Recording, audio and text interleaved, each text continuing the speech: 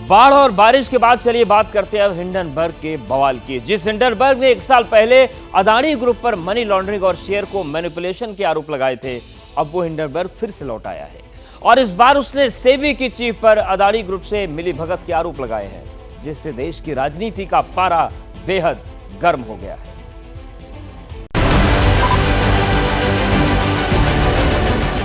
अमेरिकी short seller firm Hindenburg का जिन फिर एक बार बाहर आ गया है।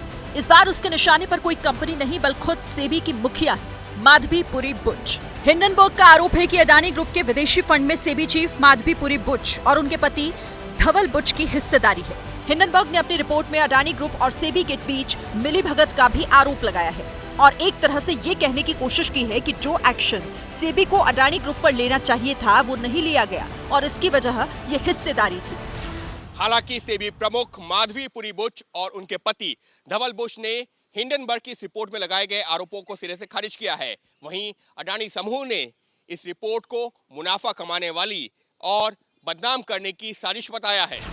हिंडनबर्ग की रिपोर्ट को सिर्फ सेबी चीफ ने खारिज नहीं किया, शेयर मार्केट भी खारिज करता नजर आ रहा है, क्योंकि हिंडनबर्ग ने जब ये बम फोड़ा तब सबकी नजर इस बात पर टिकी थी कि सोमवार को इसका मार्केट पर असर क्या होगा, लेकिन मार्केट में कोई रिएक्ट नहीं किया गया। जो रिपोर्ट आया है इसका बहुत प्रतिकूल प्रभाव मार्केट पे नहीं पड़ेगा, क्योंकि मार्केट का जो फंडामेंटल है हमारे इंडियन मार्केट का, शेयर मार्केट का, वो बहुत ही स्ट्रांग स्थिति में पहुंचा हुआ है। खुद ये जो रिसर्च एजेंसी है शॉर्ट सेलिंग में इन्वॉल्व है। जहां तक अडानी ग्रुप के शेयर से जुड़ी हुई बातें हैं, तो क्योंकि निष्पक्ष रिपोर्ट को लेके भी एक स्पेकुलेशन है कि हिंडनबर्ग की रिपोर्ट निष्पक्ष नहीं है, सेबी चीफ ने ऑलरेडी क्लैरिफिकेशन दे दिया है, तो ये एक जांच का विषय है और इसको इंक्वायरी करके ही मुझे लगता है कि इन्वेस्टर्स एक सही नतीजे पे पहुंचेंगे। लेकिन हिंडनबर्ग की रिपोर्ट से सियासी माहौल जरूर गर्मा गया है। विपक्ष की तरफ से राहुल गांधी ने रविवार को बैक टू बैक कई सवाल दागे थे और एक साथ सेबी चीफ, अडानी ग्रुप और केंद्र की मोदी सरकार पर निशाना साधा था। Retail investors, honest investors, pensioners have 3 questions. The first, why has Chairperson Madhavi Buch not resigned? Second, God forbid something were to go wrong and investors were to lose their money. Who is responsible? Is the Prime Minister of India responsible? Is Madhavi Buch responsible?